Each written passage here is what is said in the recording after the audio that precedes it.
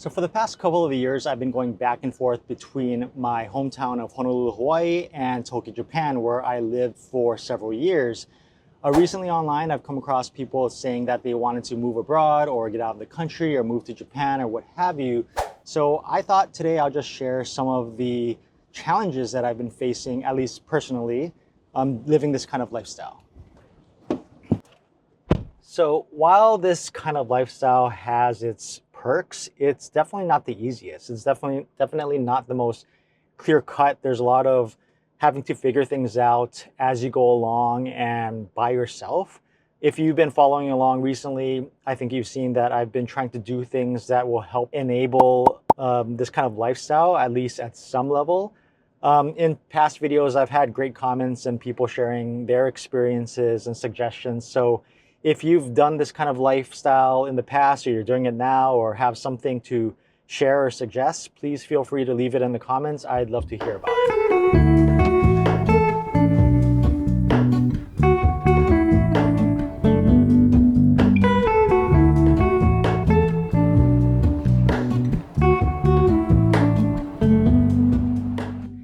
I had to make a run to DHL and get an envelope to send to the IRS so they could send a form to Japan, and that envelope is like 72 bucks. It's so crazy. I didn't even get to send it to the IRS yet.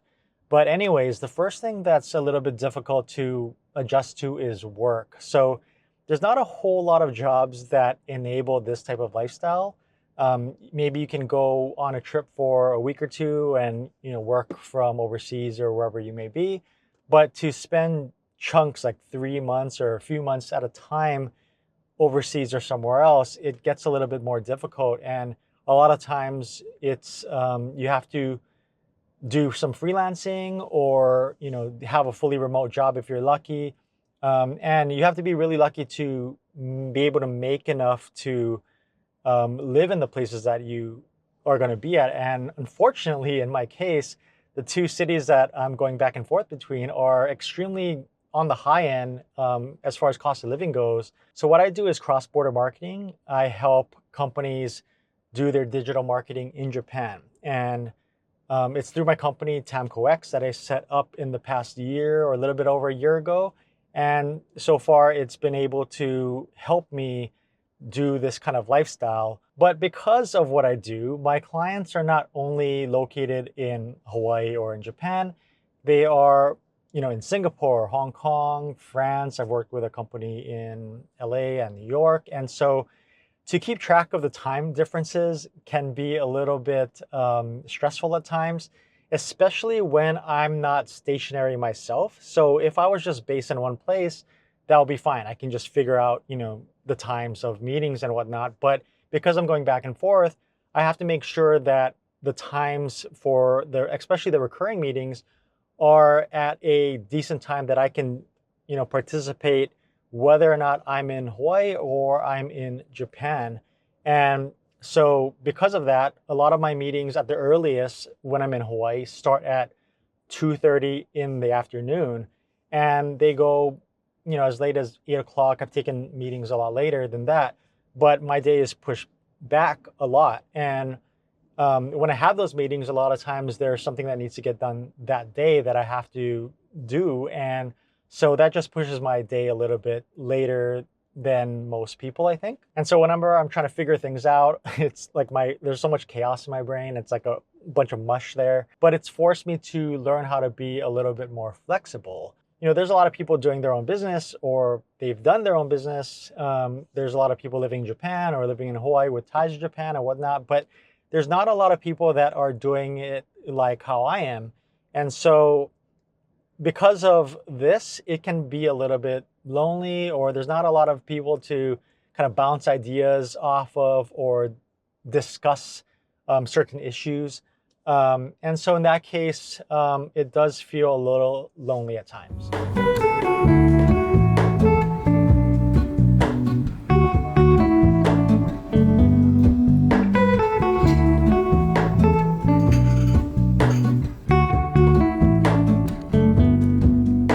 And then there's the issue of never fully being adjusted to where I'm at. When I'm in Hawaii, people are asking me when's the next time I'm going back to Japan, and when I'm in Japan, He'll ask me, when are you here until? So I'm going back and forth. And because of that, it feels like I'm in constant sticker shock as well, because pretty much everything in Hawaii is super expensive. So, I'll be shocked about that, but then I'll get used to it. And then I'll go to Japan and I'll go to the supermarket, and I'm like, wow, the vegetables are so cheap here. They look so fresh. So it's this constant shock back and forth. But basically, it feels like I have no home, or at least no one home. And that's a concept that's a little bit difficult for me to deal with. It's very new to me. I lived in Japan for a long enough time where it passed the point where I felt like I was an American just temporarily in Japan. It felt like suddenly Japan was home to me. And so it's this weird feeling. And because of that, when I'm going back and forth, I'll buy a bunch of things to take with me. If you saw my last video, I showed what are some things that I buy in Japan to take back in the US, because there are certain products and items that I must have, or that I actually prefer over the version in the other country. But also, because I'm back and forth, I miss chunks of time in each place. And so I almost feel like I'm in constant FOMO, where there's things that my friends or family will do, and I'm not there to take part in it. So part of me feels bad for not being there to participate. Things like that. It also makes me acutely aware of things like the power outages that happen in Hawaii quite a lot this year. Of course, I notice it, but I get even more irritated by it because I've never experienced that in Japan. And so it's this constant adjustment and readjustment living like this. And then finally, simple things like monthly subscriptions and payments. Stuff like car insurance. I'm paying monthly for it, but I'm not driving my car or even in the country for several months in the year. So it feels like a waste of money sometimes. Also, I was thinking about getting a gym membership, and I thought to myself, wow, that's a lot of money being wasted for the times that I'm not here. There's things like that. And then certain accounts that you can have in multiple countries, such as Google or Facebook, like Meta ads. Once you set the account to that country or to that currency, you can't change it. So this is related to your Google AdSense account. If you are a YouTuber or you run ads on your website with Google. I also had a Meta ad account for a certain Instagram account of mine, and I had it set to yen, but because it was set to yen, I can't change it to US dollars now, even though I'm based here. So I have to create a new account and manually do all the tedious work. So that's a little bit more work than I would like. But then sometimes there are good things. For example, it's a very gray area, but for example, my Canva account is still set to yen. I think it's 12,000 yen, which is like 80 something bucks. But if I were to set it to the US, it's 120 bucks. So I'm saving almost 40 bucks per year on leaving my Canva account in yen. They didn't prompt me to switch over or anything. So I just thought maybe I'll just not worry about it and I'll just pay it in yen, which I did. So things like that, I guess, are good. Take advantage where you can. So these are just a few things that come to the top of my mind as far as challenges go, living this kind of lifestyle. There's a ton more. I probably could make a whole series and go a lot deeper than I did today. But if you're interested in that, feel free to stick around. I'll probably talk about these things at some point.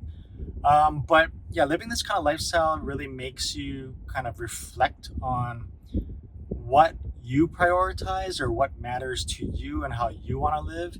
And it requires being able to tune out a lot of outside noise, and that's difficult to do.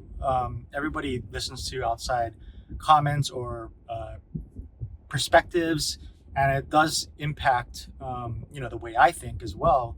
Living this kind of life is kind of, you're alone in a sense, because there's a good chance that people around you are not doing that. And so I think it requires some deep thinking about what really matters to you and try to live to the best of your ability according to what you want to do.